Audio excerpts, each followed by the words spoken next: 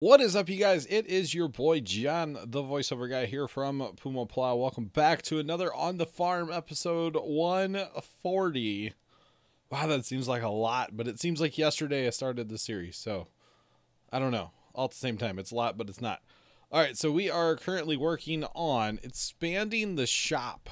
Now, the shop is the center portion of our big shed at the farm, and it's an area that we can heat in the wintertime.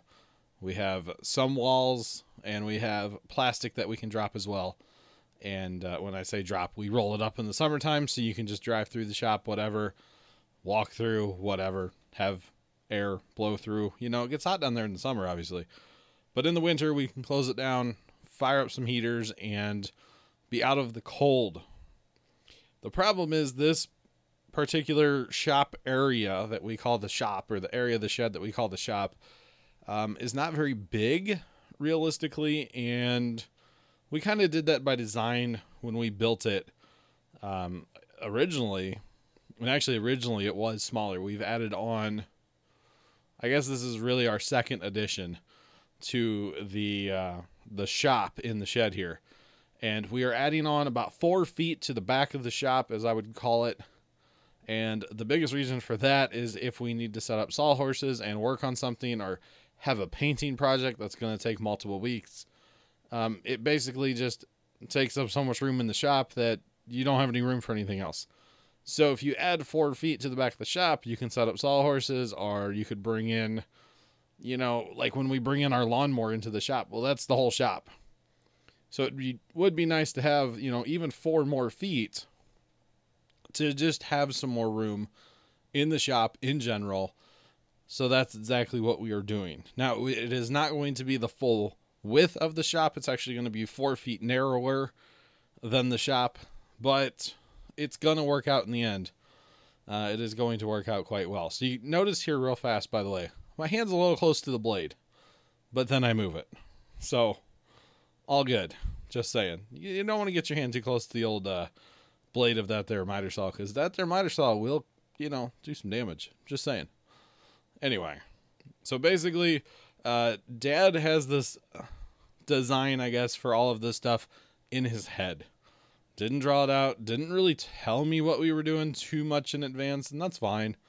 It just, you know, mark it here and go, tells me to go cut it. That's fine. I'm cool with that, you know? And kind of design on the fly a little bit. But Dad does have a rough idea of exactly what he wants this to look like, and you know, how to build it and all that fun stuff. And we've been kind of talking about doing this for a couple weeks. And yeah, so while we're working on this, I actually wanted to talk about the reason why I missed last week's On the Farm. If you guys realized, or maybe you didn't realize, there was no On the Farm last week. I simply blame that on the week that I had the flu. I had the flu. Everybody in the house has had the flu, and we barely were at the farm that week, to be completely honest. We were at the farm for just a few minutes. I had about a minute and a half worth of footage, maybe 2 minutes of another project that we're working on still. So we'll get back to that eventually. I'm holding that footage until we get back to that project. So otherwise it just doesn't make sense. You know what I'm saying? It'd be kind of weird. So I like these videos over the winter. Here lately, they've been kind of project videos, you know. I mean, this is just what we did this day at the farm, so hey, film it, put it up. I believe this was a Wednesday. Yeah, this was filmed on a Wednesday, because the Sunday before, I don't know that we went to the farm at all.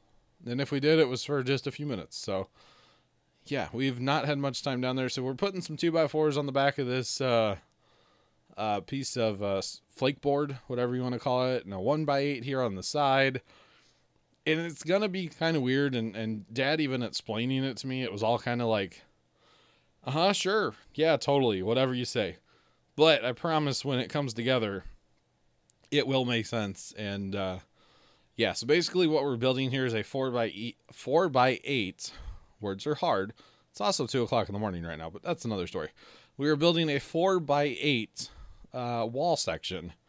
And no, just no. We're not putting our studs on 16-inch centers. I believe that's 24-inch. Yeah, it's right in the center. That would make sense. So our wall piece is done. basically. Very simple. We don't need a lot of strength. We're not building a house. This is not exposed to weather. This is not exposed to wind, anything like that. Obviously, we're inside of another building. So we don't need to build the strongest wall section of all time. In this particular wall section, we might actually take down during the summer, because for parking equipment in the back of the shed, it is going to be in the way a fair bit, to be completely honest. It is going to be in the way a fair bit. So we're going to build it so that we can actually remove it fairly easy. I mean, maybe like 4 or 5 screws, and that's it. So you can see I'm driving a couple screws in here to the 2x4 that's holding that wall up. Obviously, that wall there does need to have some strength to it because it holds the TV. And, well, the TV is the most important thing at the farm. Come on. We have to watch football and NASCAR and infomercials, right? Lots of infomercials. So, yeah, we're basically hanging this wall here. Dad does have a block underneath of it as well to kind of hold it up on the left edge as you're looking at it here. He has a block on the ground there to hold it. And yeah, so this particular day, yes, it was cold at the farm, which is why we're not using any of the actual camera audio.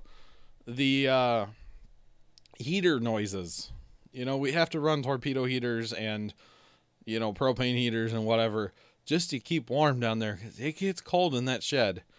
And they're very noisy at times. It depends on what heaters we have on and what heaters we have off.